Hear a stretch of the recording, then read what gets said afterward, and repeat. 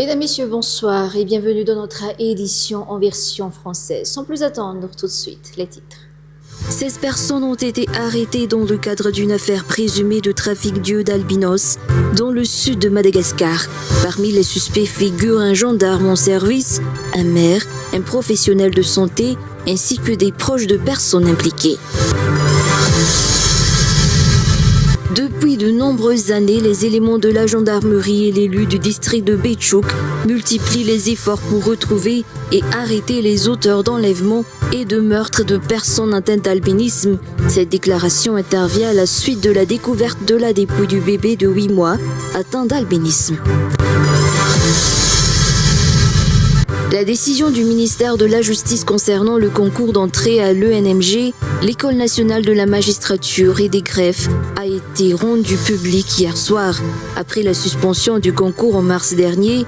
Ainsi, le ministère de la Justice annonce la reprise intégrale du 1er au 4 septembre 2026 des épreuves écrites de la filière judiciaire.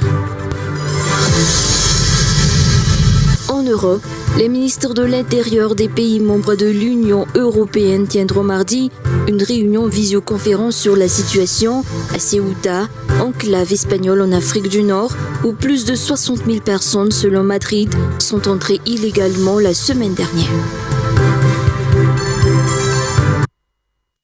À la une des actualités, 16 personnes ont été arrêtées dans le cadre d'une affaire présumée de trafic d'œufs d'albinos dans le sud de Madagascar. Parmi les suspects figurent un gendarme en service, un maire, un professionnel de santé, ainsi que des proches de personnes impliquées. Selon les informations communiquées, parmi les personnes arrêtées figure le principal cerveau de ce trafic. Les œufs d'un albinos seraient vendus jusqu'à 400 millions d'ariars sur le marché clandestin. Les personnes interpellées ont été transférés à Tananarive où l'enquête se poursuit afin de démanteler l'ensemble du réseau. Reportage de Mapsiten Jamlouna sur les images de Omega Ranevzondra. Une opération spéciale menée par les éléments chargés de la sécurité du président de la refondation de la République dans le sud de Madagascar a permis le démantèlement présumé d'un réseau de trafic d'organes d'albinos à la suite de la diffusion d'une vidéo tournée dans le district de Béchouk faisant état de l'existence de personnes détenant des yeux et des organes d'albinos destinés à la vente. Selon les informations communiquées par les autorités, les enquêteurs ont pris contact avec les individus apparaissant dans la vidéo en se faisant passer pour des acheteurs. Ce stratagème a permis d'identifier plusieurs membres présumés du réseau et de procéder à une série d'interpellations. Parmi les premiers suspects arrêtés figure un enseignant exerçant à Béchouk, identifié sous le nom de Lamboage, ainsi qu'un technicien de laboratoire de l'hôpital local nommé Abriol. Leur audition aurait conduit les enquêteurs jusqu'à Jean-Pierre, surnommé maire, présenté comme le principal détenteur des organes d'albinos. Celui-ci a ensuite été localisé et interpellé à Yous. L'enquête a également permis l'arrestation de plusieurs autres personnes, dont 5 civils et un gendarme. Les suspects ont été transférés à Tananarive. Toutes les investigations sont désormais menées conjointement par la police nationale et la gendarmerie nationale sous la coordination du procureur de la République près du tribunal de première instance d'Antananarive. Les autorités indiquent que les investigations ont révélé un trafic dans lequel les yeux d'albinos pouvaient être proposés à des acheteurs pour un montant pouvant atteindre 400 millions d'ariars. Au cours de cette opération, les enquêteurs ont également recueilli des informations sur l'enlèvement et le meurtre d'un enfant albinos survenu à Mahab. D'après les déclarations des suspects, le corps de la victime aurait été conduit vers un lieu qu'ils ont ensuite indiqué aux enquêteurs. Les restes de l'enfant étaient exhumés afin de permettre les constatations d'usage avant de recevoir une sépulture décente.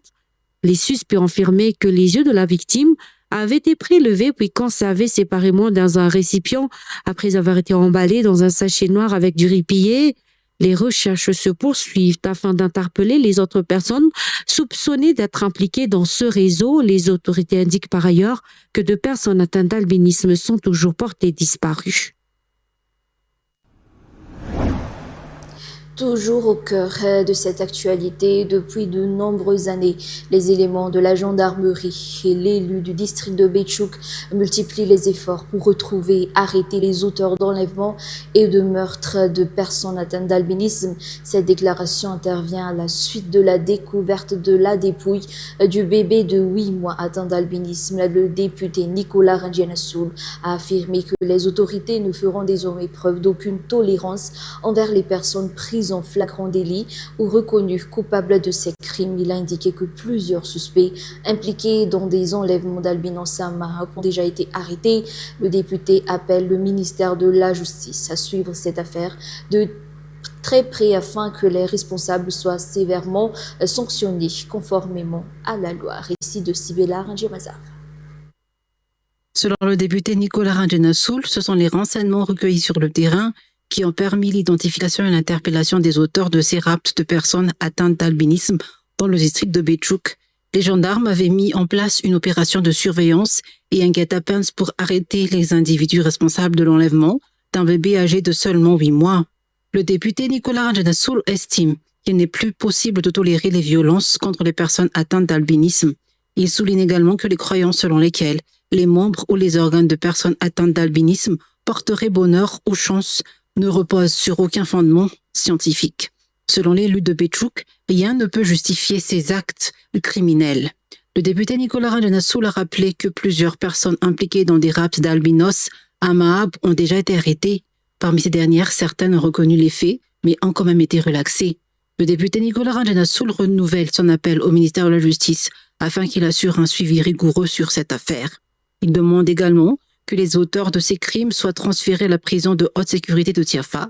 Enfin, le député s'inquiète des conséquences que cette affaire pourrait avoir sur la cohésion de la société. Le député craint en effet que cette situation ne déclenche des troubles sociaux si elle n'est pas maîtrisée et si les auteurs ne sont pas sanctionnés de manière appropriée.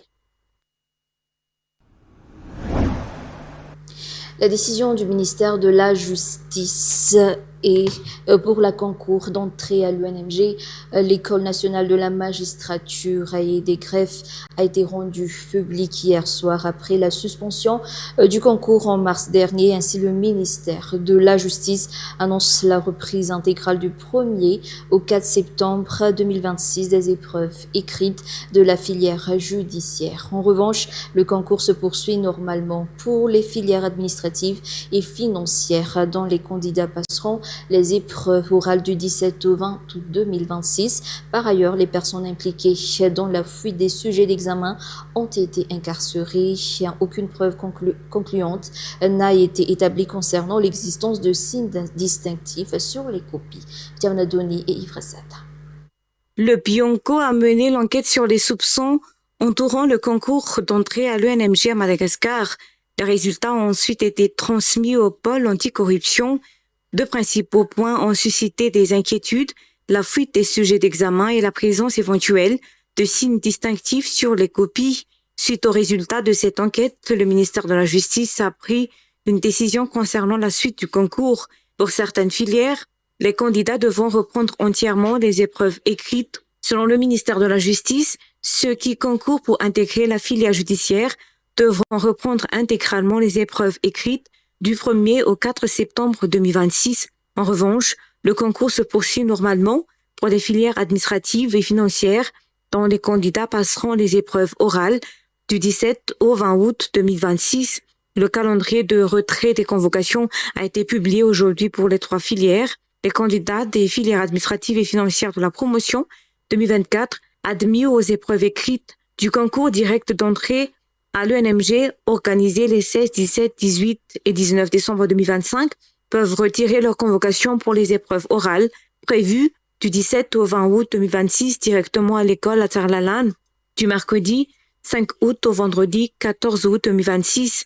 Les candidats de la filière judiciaire de la promotion 2024 régulièrement inscrits sur la liste du concours direct d'entrée à l'UNMG dont les épreuves auront lieu Les 1er, 2, 3 et 4 septembre 2026 pourront retirer leur convocation à l'école à Tsarlalan du lundi 10 août au lundi 31 août 2026.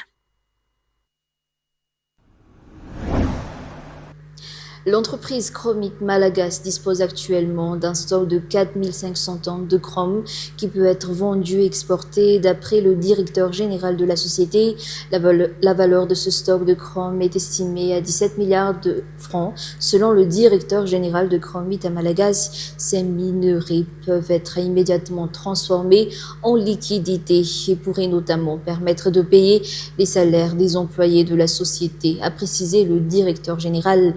Dans l'attente des documents nécessaires auprès de Dana Mineral, qui assurait auparavant la gestion de l'entreprise, ces stocks de chrome pourraient être exportés. Zoura Barzona et Yves Rassad.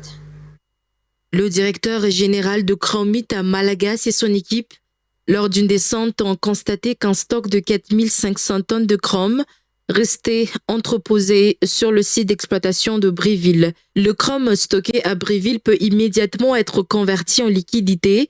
Selon le directeur général de Chromite à Malagas, la valeur de ce stock est estimée à 17 milliards de FMG. Cette somme pourrait notamment servir au paiement des salaires des employés de Chromite à Malagas, souligne le directeur général de Chromite à Malagas. Le directeur général de Chromite à Malagas affirme que les démarches administratives nécessaires à l'exploitation de ce stock sont actuellement en cours. Il demande également à Dana Minerals de fournir les documents indispensables à l'exploitation de ces minerais vers l'étranger afin de permettre leur conversion en liquidité. Selon les informations communiquées, Chromite à Malagas dispose de 55 autorisations d'exploitation et d'exportation de ressources minières. Pour le directeur général de Chromite à Malagas, les ressources minières extraites doivent impérativement être transformées en recettes pour l'État afin de renflouer les caisses publiques.